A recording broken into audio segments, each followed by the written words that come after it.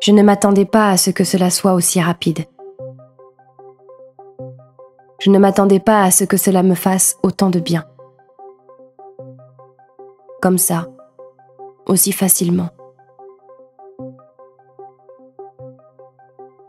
Je suis pourtant une fille de la ville. Même si j'ai grandi dans un milieu à la fois mi-urbain, mi-rural, j'ai toujours été attirée par les plaisirs de la foule, du bruit,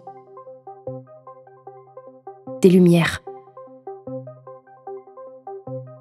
du maintenant et tout de suite, du encore et encore. Jamais dans l'excès, enfin je crois, mais dans le jouir de tous les conforts, à hauteur de mes moyens. Pour Clément, ça n'allait plus. Bientôt 3 ans que je le voyais s'effacer. Il fallait qu'il s'en aille. Vite. Pour que la joie de vivre s'immisce à nouveau.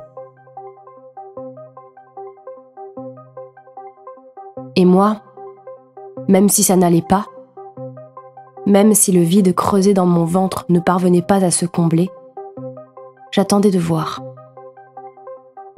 Je m'attendais à devoir commencer à construire vraiment notre maison pour qu'une paix s'installe. La belle surprise. Il m'a pourtant juste suffi d'être là. D'être là.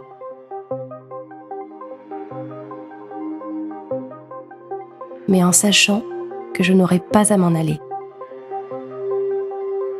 Maintenant, je suis là, avec tous mes sens. Et c'est bon.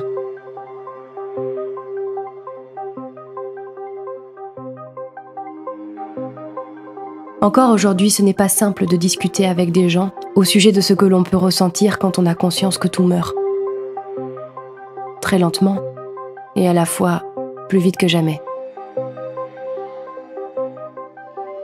Quand on a conscience que nous allons devoir vivre différemment d'ici peu, qu'on le veuille ou non, qu'on le puisse ou non, puisque les stabilités autour ne tiennent plus qu'à un fil. D'échanger en osant utiliser tous les mots que l'on pense vraiment, sans jugement, se permettre d'être factuel, pour pouvoir réfléchir vraiment à l'après. Quand on a fait le deuil de la société dans laquelle on vit encore et tout ce sur quoi elle repose. Mais pour combien de temps ? Je ne vois pas les choses arrivant du jour au lendemain. Mais je sais qu'il est possible que cela se produise plus vite qu'on ne le croit. Vu la fragilité de la machine, il suffit d'un grain de sable pour qu'en quelques années tout bascule et que la confiance soit perdue. J'aimerais que nous le choisissions ensemble, que nous mettions à l'œuvre toute l'intelligence collective que nous avons, toute notre humanité, pour prendre les décisions les plus importantes de l'histoire de notre espèce d'ici 2030. Mais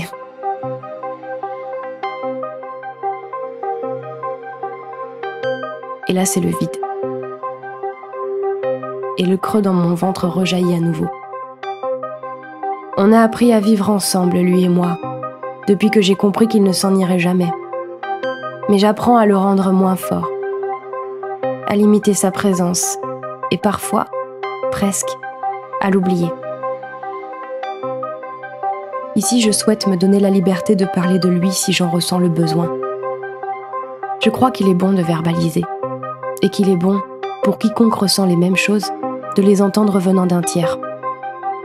Ne plus se sentir seul, car la situation est déjà bien assez vertigineuse comme ça, pour en plus, devoir se sentir seul. De façon paradoxale, penser à l'avenir m'inscrit encore plus dans le présent. Je prends d'autant plus le temps d'apprécier l'instant que je vis, d'en observer toute la beauté et de me nourrir de toutes les joies qu'il m'apporte. Je le chéris. Je le cultive. Et je comprends, également par lui, qu'il ne peut pas se suffire à lui-même. Si je veux me sentir heureuse, il m'est nécessaire de le faire en toute conscience de l'autour. Je vis sur une planète où nous sommes tous interconnectés. Et même si je ne souhaite pas laisser les choix des autres impacter ma vie physique comme intérieure, même si je mets tout en place pour me protéger et protéger la nature dans mon jardin, je subirai quoi qu'il en soit l'effet papillon de ceux qui font les lois, de ceux qui polluent en masse et détruisent en masse, de ceux qui, une fois au pouvoir, les protègent et leur donnent toutes les possibilités de poursuivre cette autodestruction, de ceux qui gardent tout et ne voudront jamais partager. Je ne crains donc plus d'accepter ni la peur, ni la colère que cela produit en moi. Je n'ai plus honte de trouver ces états sains, parce qu'ils me mettent en action et me donnent le courage de m'inscrire dans un rapport de force, accepter d'accueillir par moments toute la peine du constat du monde, car elle me raccroche à mon humanité, à ce qui fait de moi un être vivant qui se bat pour une société qui lui permettrait de le rester. Je comprends alors que mon bonheur tient dans tout cela. Et chaque fois que je trouve le moyen de vivre en adéquation avec mes convictions, à m'émanciper, je me réjouis. Je me réjouis.